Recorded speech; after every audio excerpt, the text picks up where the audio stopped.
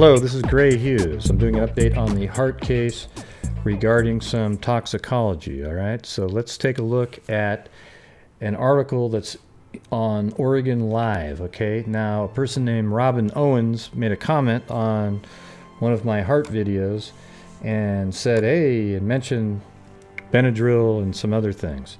Okay, so I looked it up and here it is. This just came out like 20-30 minutes ago. All right, so let's read this. Jen Hart was drunk. Sarah and the kids drugged when SUV plunged off the cliff. All right, so look at all the things we've been right about since the very beginning. One of the Hart family mothers was drunk when she drove off a Northern California cliff late last Monday, killing herself and several members of the family. Authorities have said Jennifer Hart intentionally drove off the cliff. Jennifer Hart, her spouse, Sarah, and 3 of their adopted children died in the crash. 3 other children are missing. An unidentified body was found Saturday near the crash site, and I think that's pretty obvious that that's one of the children, okay?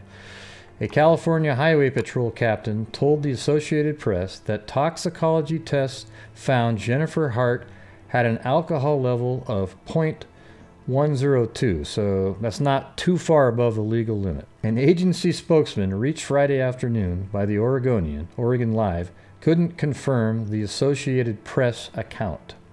The captain said toxicology tests found Sarah Hart and 2 of their kids had a significant amount of an ingredient commonly found in benadryl, which can make people sleepy, according to the news organization.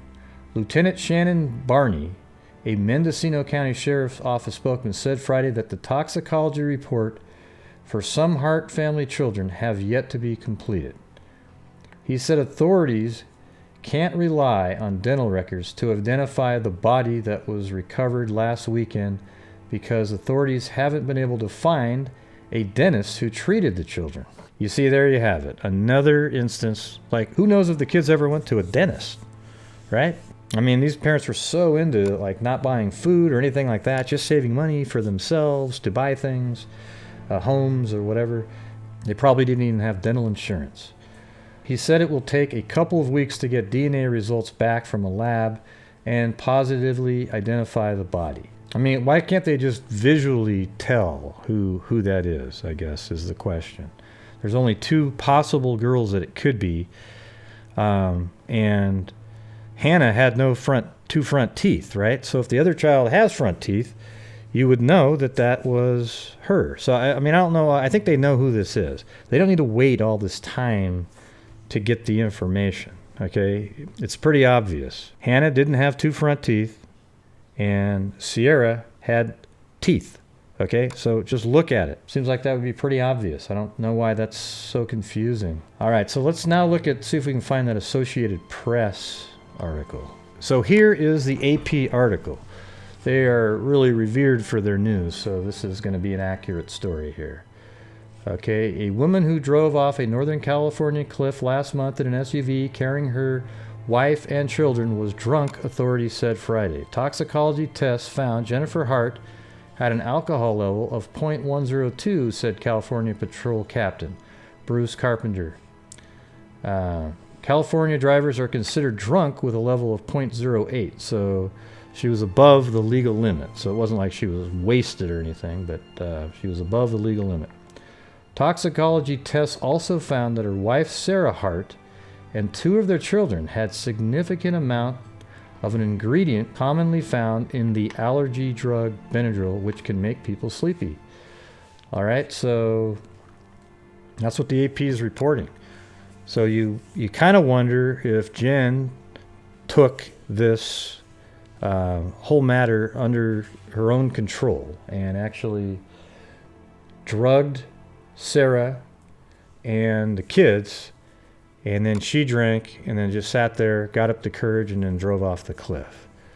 You know, I don't know if Jen had a conversation with Sarah saying, hey, this is what we're going to do. You're going to be drugged too. Like, they decided together, and Sarah didn't want to have, the pain and go through all that. So she opted to be drugged, perhaps, as well as the kids, so they wouldn't feel any pain. How gracious of Jennifer. I mean, just so kind, you know, didn't want them to feel anything. Listen, barbarians, you killed your kids because you didn't want to deal with the shame from the child abuse, okay?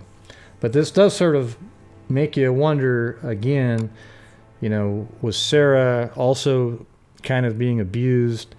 It doesn't excuse her for not helping protect the children, but at the same time, maybe she was one of the, like, an abused spouse syndrome, just kind of following along and not wanting to also be in trouble. It's hard to say, you know. I need to have more information on that.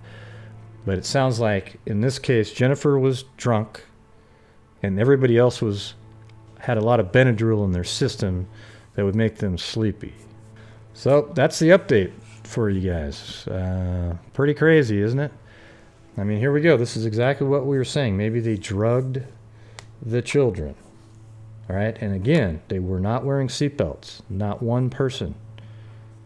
So you got to ask yourself why that was. And that's why this is an intentional act. And Jen Hart killed the entire family. I don't think there's any doubt at all. All right? So, until next time, everybody be safe out there.